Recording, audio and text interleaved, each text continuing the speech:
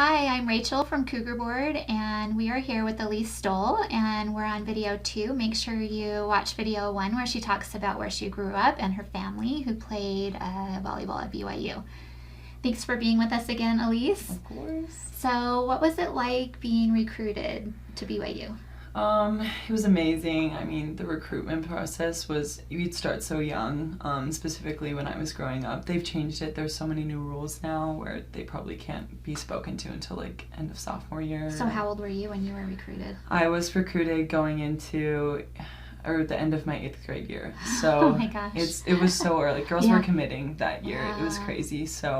And I was lucky enough, I played with my club team T Street, and I'd been with those girls since I was like 12 years old. And that year we had won a national championship in the open division, which is like where a lot of the college coaches get to recruit a lot. Okay. So I was lucky enough to be seen there, and I got an email from BYU after, and I was so excited. Did you always want to play for BYU? Always. Like I said, like my cousin playing here, my dad playing here. Yeah.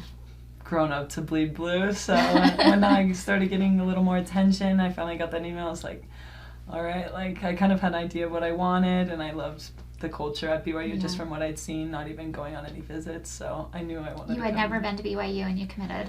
I hadn't done like an official tour. Yeah. Oh no, I did. Oh well, you did when you were a kid. You went to games. When I was a kid. So I got to do an unofficial visit I think it was my freshman year, and it was like after high school season, I think, and I was lucky enough to get offered then, and going forward from there, I thought about it for a few months, and I was like, you know what, like, I've seen a few more schools, I've talked to other coaches, and they're amazing, but like BYU is the place for me, so I got to commit that year too. That's amazing. We're so happy that you chose BYU. Oh, I'm so happy to be here. We hope you're happy. I'm very happy. Okay, I made the right decision. So tell us about your biggest fear about Pop-Tarts. What is this? Oh, that's so embarrassing. I think of fun facts, and I don't know why that's like the weirdest one I could possibly think of, but the story is like way less glamorous, but I was camping, and there was like, I was like, I think 5 years old or 6 years old, and there were a bunch of little noises going off in the background, like I think people might have been doing fireworks or something, but we were all at a campfire, and there was this really loud like popping noise, and it was like a little, like I said, like a firework or something like that. I was like, it really scared me at the time. I was like, that's so scary, and I started crying.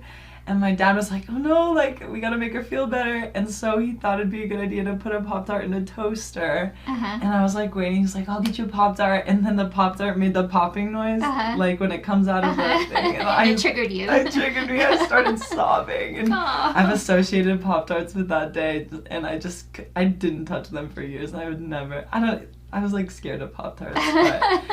But yeah, the range guard was touring around. I think he heard me crying or something. But it was a good story because he pulled up. He got me like a stuffed raccoon to make me stop crying. And it was my favorite toy for the longest time. So it worked out well for me. But so do you eat Pop-Tarts now or not really? I actually did. I had my first Pop-Tart since like then.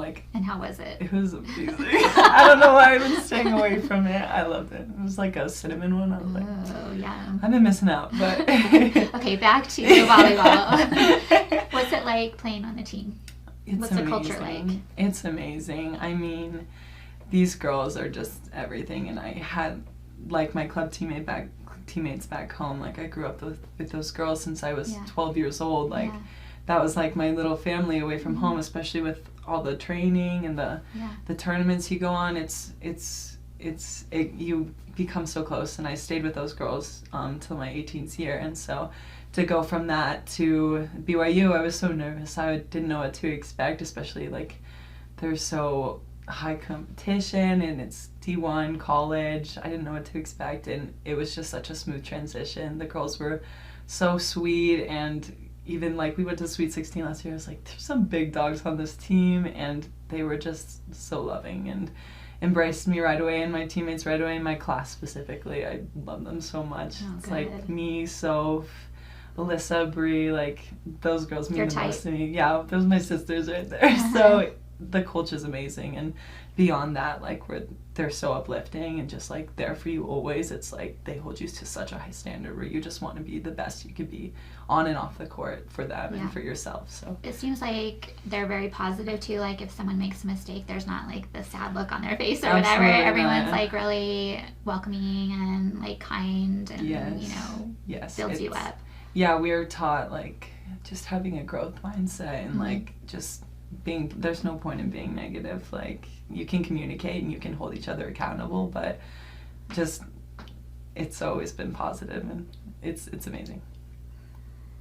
All right, thank you, Elyse, for being with us in part 2 of our video series. Make sure to watch part 3.